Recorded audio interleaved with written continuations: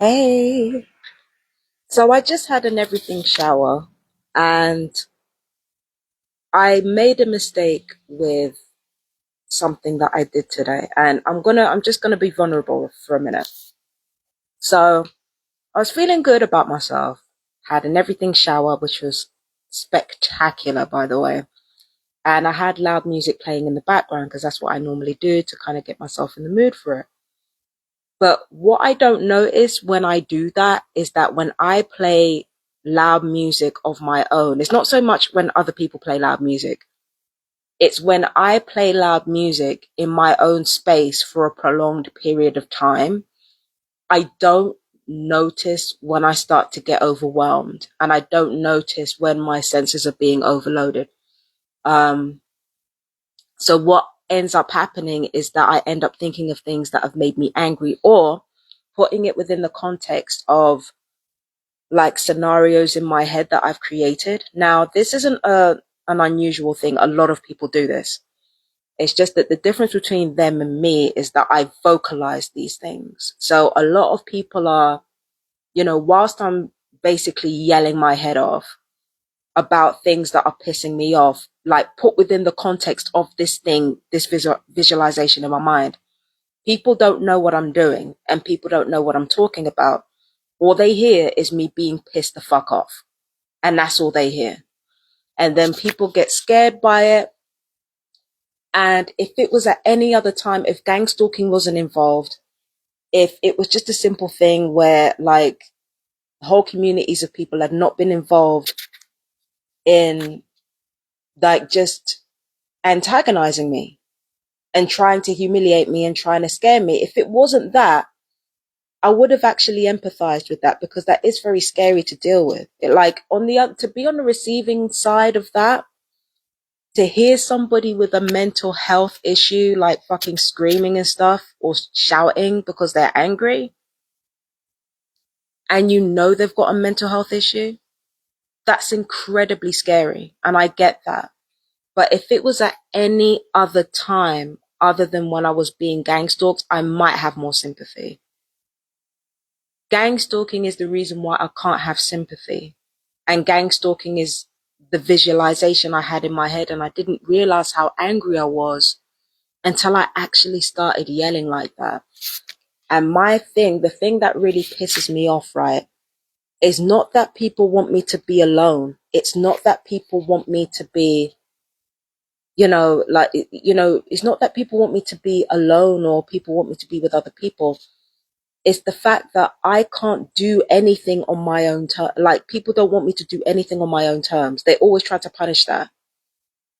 They don't want me to do anything on my own terms. If I'm on my own, I can't be comfortable on my own. If I'm with people, I can't be comfortable with people.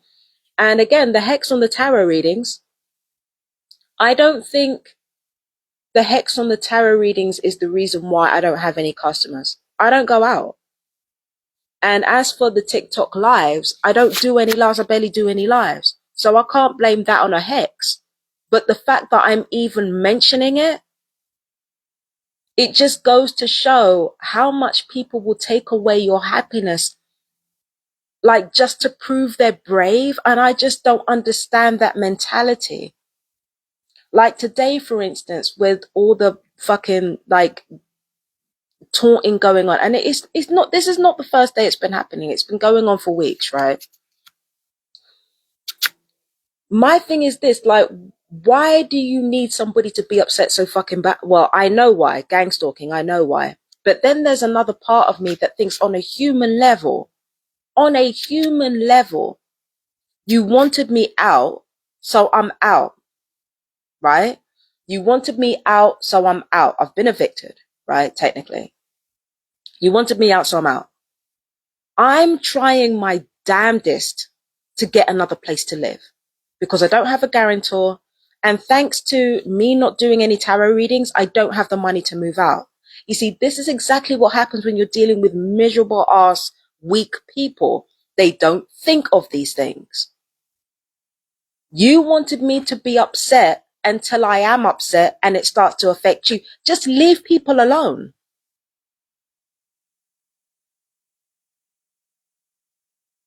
Just leave people alone. And then you don't have anything to be scared of. You don't have anything to play victim about. Just leave people the fuck alone on a human level. Like, forget the gang stalking for just a minute. Why the fuck do you need me to be miserable so badly to the point where everybody is miserable and scared? I thought you wanted me to move out. I'm moving out. It's like, it doesn't matter what happens. If I'm not miserable enough, it's a problem. And then even when I am miserable enough, I'm scared. Shut the fuck up. You got what you want. Shut up. What are you doing?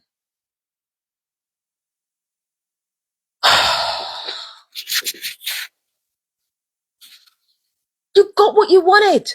Why are you doing this? And, and I was shouting the entire time, and I know my neighbors could hear me, and I know they're getting scared. Again, if there wasn't gang stalking going on, I'd have a lot more sympathy. That's got to be fucking scary to hear. To hear some fucking person yelling at no one. That has to be fucking scary. That has to be intimidating. But my thing is this is exactly what pisses me off about gang stalking. Because you clearly don't want anybody to be happy. And then you're so shocked when the consequences of that turns round on you.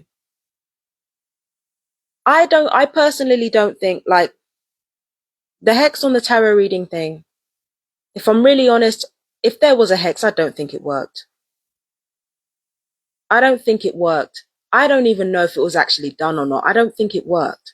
I think what ended up happening, if there was a hex on me, on my readings or like my relationships or whatever, I don't actually think it worked. And the reason why I say that is because there were other circumstances within the tarot reading thing.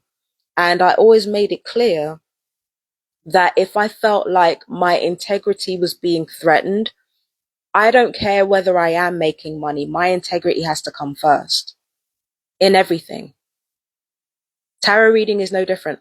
I was able to make money from it. Sure, like a little bit of pocket change, but my integrity comes first. Always. Always. It comes before relationships, comes before tarot readings, comes before any of that.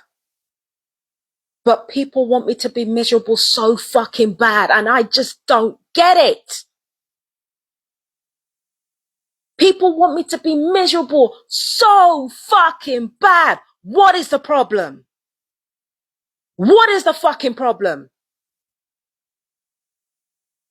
So because a bunch of racist anti-black cunts are scared, all of a sudden I got to bow down. Go fuck yourselves, man.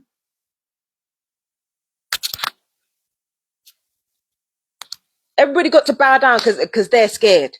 Get the fuck out of here. When I say leave me alone, I mean that shit. And because I say exactly what I mean, suddenly now everybody's shitting bricks. I already told you who I was.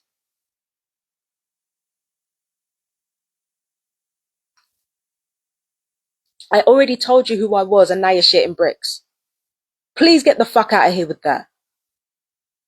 And again, I feel bad for talking to myself out loud, and I feel bad for, especially yelling like that and being angry like that. But then I have to remember what the situation is. If it wasn't gang stalking, I might not even be doing this.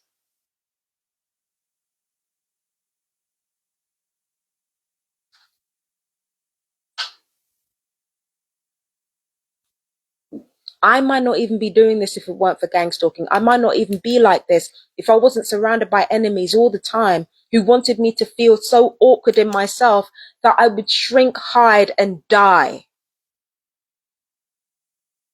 Now we all gotta die sometime. We all gotta shuffle off our mortal coil at some point. But if you think I'm gonna die with me shrinking in the background and you feeling gleeful about it, you got another fucking think coming. I've been saying that shit. Takes death to make an empress. I wasn't playing. These people don't want me. They don't just want me to die. That would damn near make them normal. They don't just want me to fucking die. Like a lot of the people in my life who have been bullying me and harassing me and abusing me, they don't want me to just die. That would damn near make them people normal. They want me to be broken and die. Broken and die. That's why they're pissed off. Because I had to deal without like the money coming in, and without the boyfriend or the lovers or whatever, and without the like all that stuff.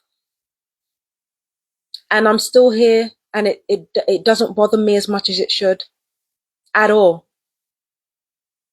The only thing that has ever bothered me is that people don't just want me to die, they want me to shrink. They want me to be invisible. They want to make it so that I'm not here. And then when I give them a fraction of that treatment, when I ignore them and I get on with my life, now they got their panties in a knot. It's disgusting shit. And every time I look at these people, they fucking disgust me. They're looking at me, waiting for me to be afraid. All I feel is anger and disgust. I don't even feel pity.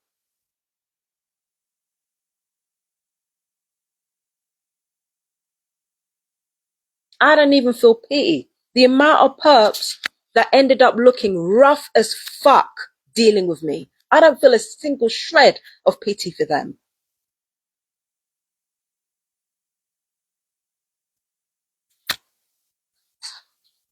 Not one shred. Not one shred. Because you want me to be, you don't just want me to be a die, you don't just want me to die. You want me to be invisible on top of that. I give you a fraction of that treatment and you lose your mind. Fuck you.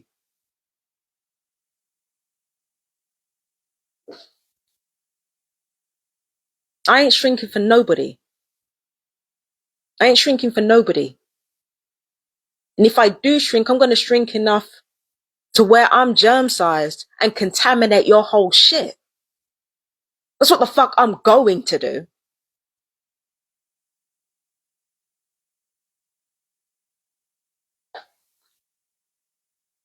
This is the thing that gang stalkers don't seem to understand.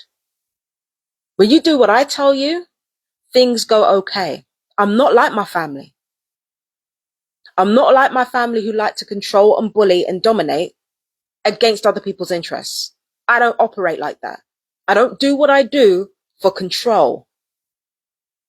I do what I do to preserve my life and to make sure that I'm not only not hurting myself, but that I'm not hurting other people. That's why I ask for the things that I ask for 9 times out of 10, even though I do have some Achilles heels, but you know, when it comes to status. But most of the time, when I ask for something, it benefits everyone. Leave Fabienne alone. She doesn't talk to herself out loud because there's nothing to talk about. She doesn't need to stay in her home all the time because she doesn't have social anxiety. And ironically, you can break in as much as you want. Well, I'm not giving you permission to do that. You're going to do that anyway. But you leave Fabienne alone. She doesn't talk out loud. There's no screaming, no shouting, no nothing. You leave Fabienne alone, she goes out more. She does more things with her life.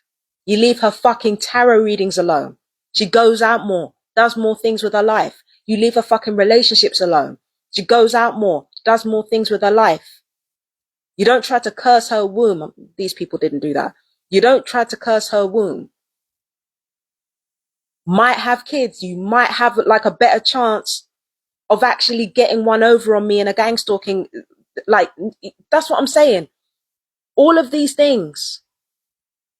If you just stopped trying to fucking gain control all the time, if you just stopped fucking trying to gain misery out of people, you wouldn't be in the position where you're constantly angry, afraid, and miserable.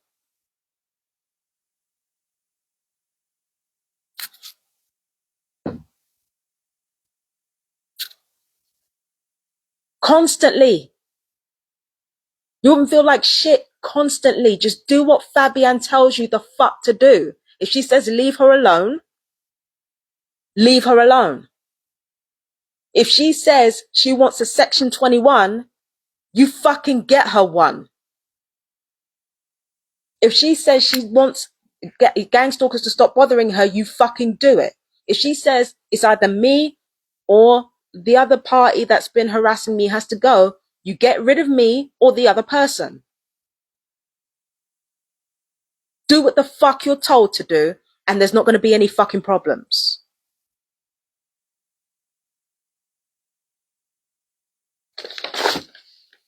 Do what the fuck you're told. Stop trying to be a big bollocks. Do what the fuck you're told. I said I want to be left alone. I don't want people knocking on the door like they don't have no fucking sense. I said I don't want nobody taunting me. I don't want nobody bothering me. I say what I say and I want the things I want for a reason. People keep getting it wrong and then they wonder why it blows up in their face.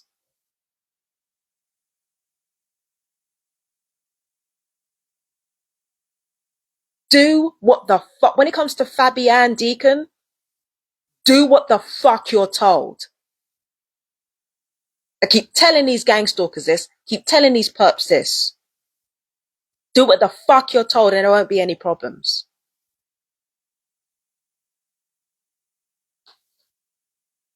Again, I'm not like the rest of my family. You do what I tell you to do. It's not just my life that gets better, it's yours. Do what the fuck you're told. If I tell you to leave other people alone in this country, stop fucking irradiating them, you fucking do it. Simple shit. Or you continue being humiliated and drawn out and miserable and broke while you make up your fucking minds.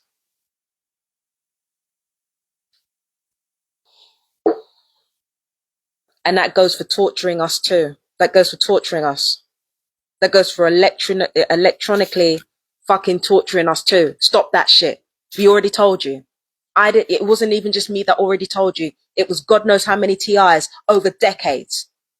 Told you, leave us the fuck alone. You don't want to do what you're told. Leave us alone.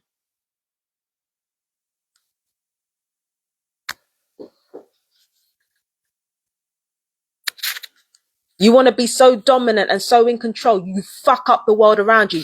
Do what you're told. When you're told to do it. Fuck around out here and wonder why everything's going left.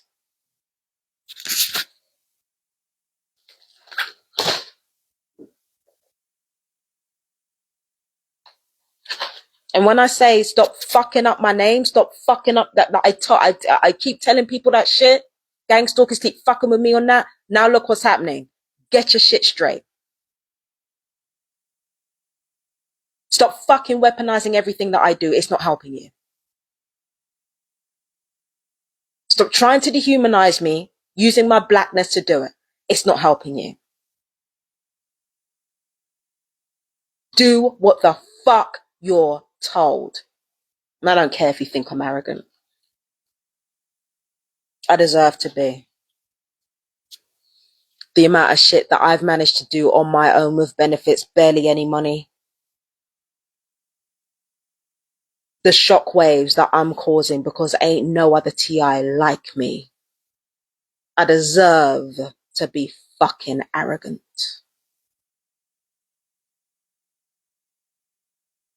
And it's funny how they'll agree with that only when it's a black woman.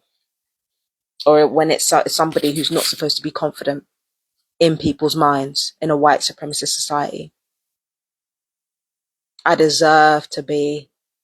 Look at what I was able to do with nothing but my mind and a few pennies in my hand with hexes on me. Look at what I was able to do. I deserve to be fucking arrogant enough to tell you, do what the fuck you're told. And stop fucking with me. And stop fucking with other targeted individuals. Stop fucking with our money. Stop fucking with our spirit and our souls. Stop fucking with our bodies. Stop trafficking us. Do what the fuck you're told.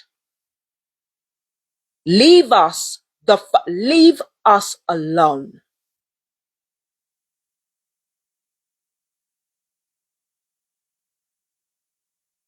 And ain't no fucking problems. No problems.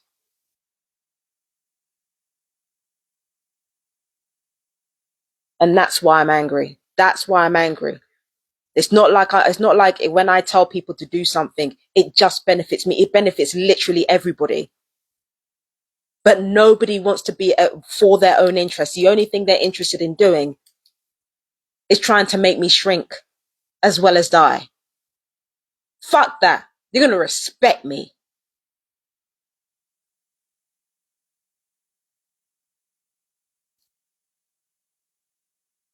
And understand this.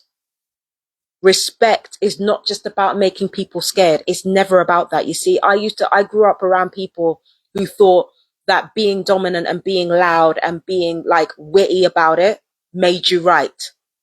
That's what I was led to believe. Now I understand a different reality. Gaining respect is not about making people afraid. It's about standing in your square, standing on your square,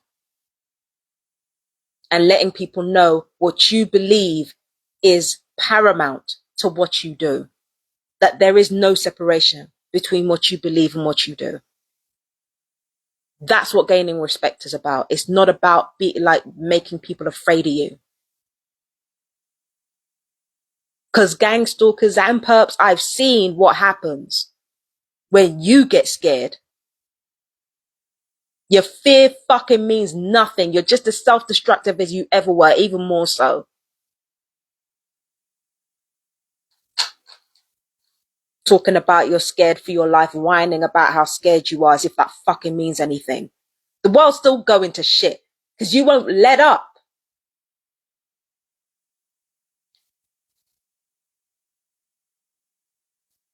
How many people are dying right now? You know how many people are being gassed alive right now? How many people are being raped? The genocide and Holocaust that you are facilitating on top of this one? Fuck your fear.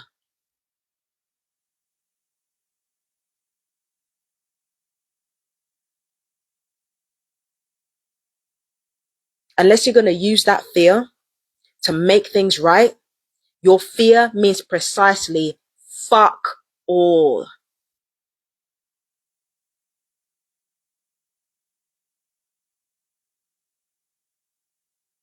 So good job. You got some anger out of me. I hope it satiated you. I hope you go to bed tonight and have pleasant dreams. Unlikely though. How have all of you been sleeping? That's what I thought. Now I gotta go.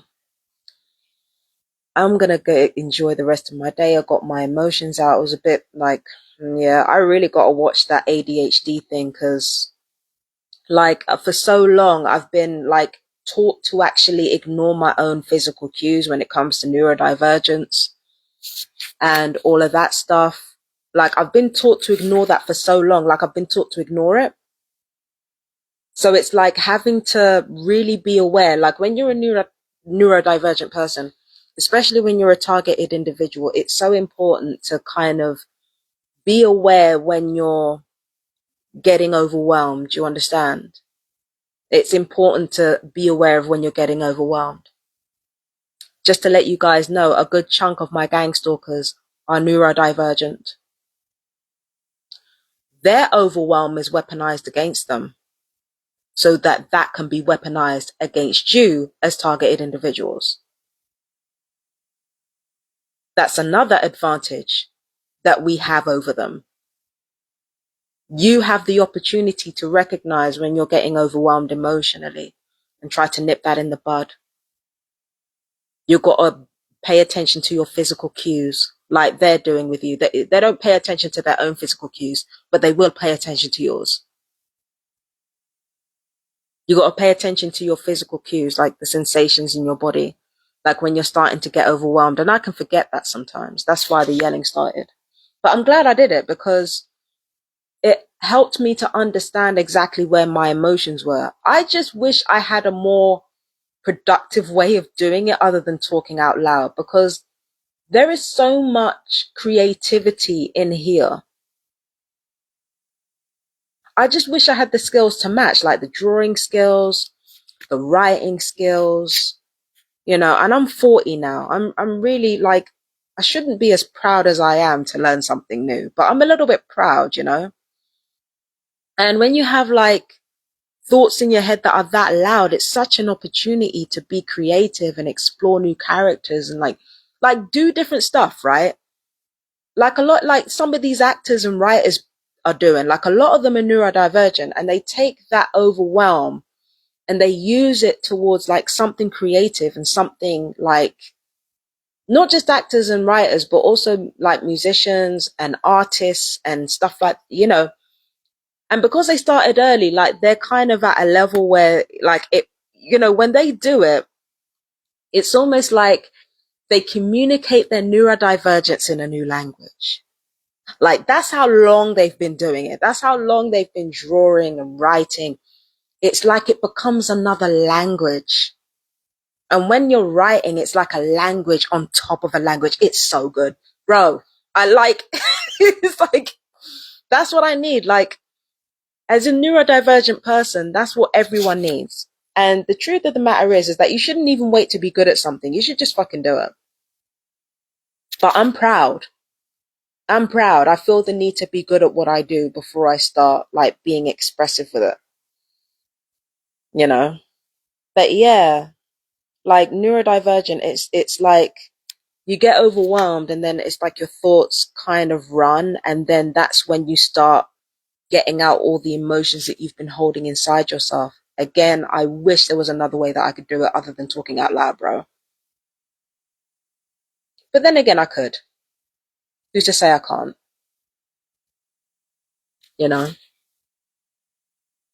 But yeah, yeah. It's a neurodivergent thing when you get overstimulated. It's not a neurodivergent thing to talk to yourself, though. Like, it's very rare that people actually do that. Not, well, the way I do it anyway. Um, but yeah, as like, it's very important to understand your neurodivergence. It's very important to understand not just your triggers, but when you're getting overwhelmed by your own noise or even your own silence. Like when you're neurodivergent, you can even get overwhelmed by silence as well, right? You got these idiots here who can't stand it when things are too quiet. That's because they're neurodivergent and they don't know they're neurodivergent. They can't take it when things are quiet. But that's because like your senses get overwhelmed by just one thing. You see, that's why a lot of ADHD people like flip from thing to thing, because it's like they get overwhelmed by just one sensation or one sound or one smell for a long period of time. Like they get overwhelmed by just one thing in a concentrated manner over a long period of time. Like any normal person would get overwhelmed by too much quiet or too much noise. But with neurodivergence, the patience for it is much shorter. Do you understand what I'm saying? When you have like concentrated noise or concentrated silence for a period of time, your emotions become intensified. It becomes a bit too much. You get overstimulated. So it's important as somebody who's neurodivergent, if you're a TI especially, to recognize when you're being overstimulated and just slowly shift into another mode. So let's just say you're quiet, right? And it's quiet, it's really silent, and you feel overwhelmed by the silence. If you put some sound on too abruptly, that's going to overwhelm you in the other direction. So it's like when you're silent, when everything is silent and you feel overwhelmed by the silence, it's like you incorporate a little bit of noise bit by bit. So for example, it's quiet. Hang on 1 second.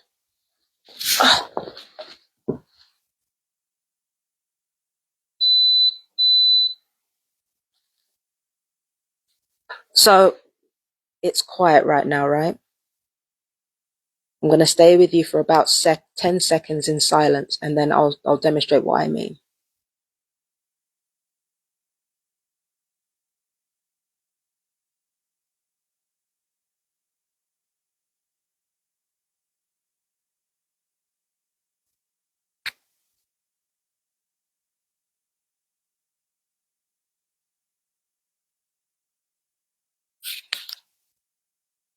Pretty sure that's more than 10 seconds. So let's just say quiet. You're uncomfortable. The temptation is going to be to add a lot of noise immediately. Like just add a lot of noise immediately, right? That's going to be the temptation. But then you add a little bit of noise, bit by bit. Hold on.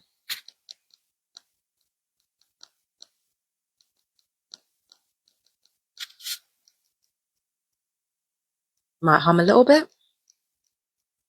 Hum a little bit. Like something like that. So you gently incorporate noise from silence, like you gradually slide into it. And then when the noise level gets too much, you gradually slide your way out of it, because when it's too abrupt, you feel a little bit embarrassed of the emotional intensity that you have inside you. Not your fault. It's not anybody's fault. It's not even the gang stalker's fault that they get overwhelmed by emotion. We're taught to get overwhelmed by emotion societally. So when you gradually introduce noise and then you gradually calm down, you're giving yourself permission to feel along the way. And when you give yourself permission to feel,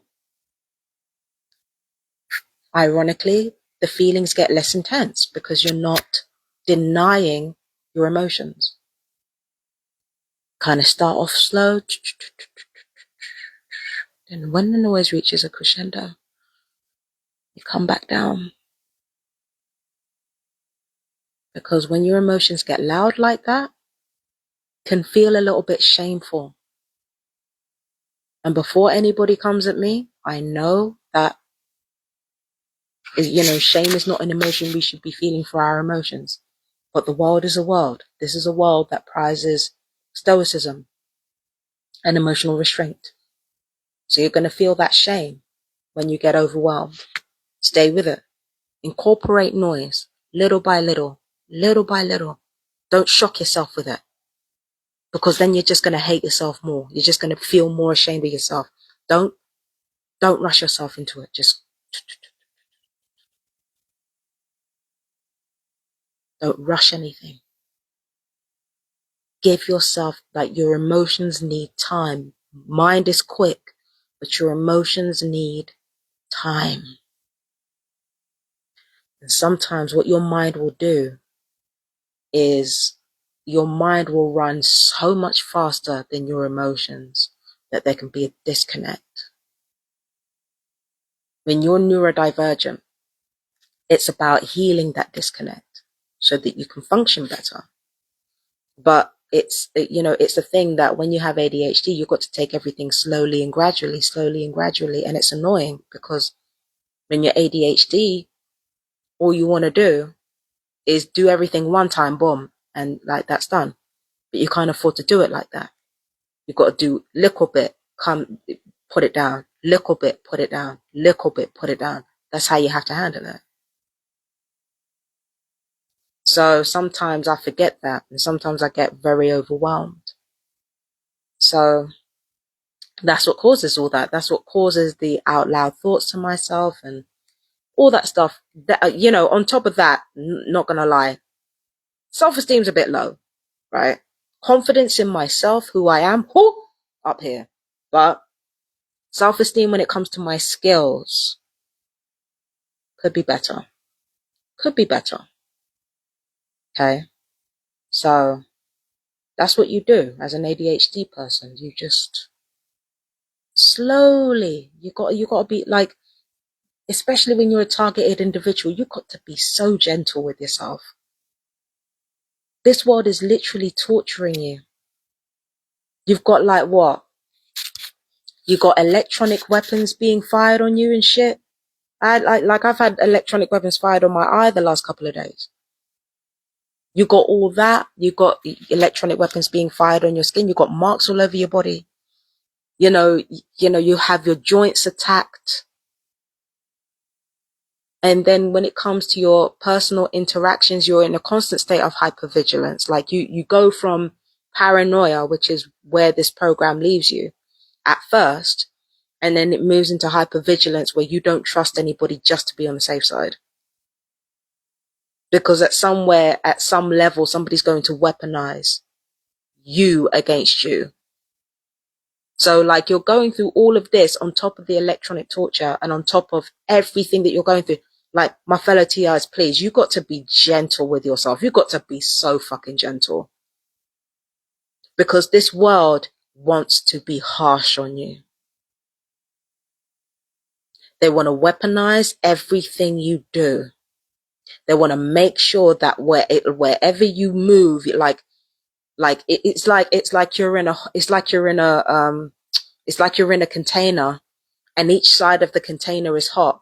And all you want to do is rest yourself against one wall, but you can't do it because each wall is hot.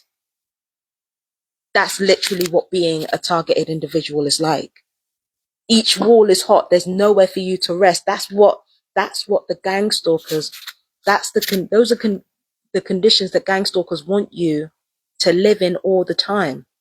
And we've seen the results of that. We've seen the violence that's on the rise. We've seen the austerity measures. We've seen everything that's going on. We are being led by people who want us to be in that space constantly. To constantly feel like we cannot rest on any part of who we are. So you have got to be gentle with yourself at all times. Luckily for me, I don't really have that much responsibilities, like I said before. So it's easy for me to do that. But I understand that there are targeted individuals among you that have jobs, that have like hobbies that you do, places that you have to go, people that you have to see, you have families. You know, you got responsibilities. Like with me, the only responsibility I really have is to myself. But there are other people, there are those of you who have responsibilities. Those of you that have like real full lives that demand a lot of your time.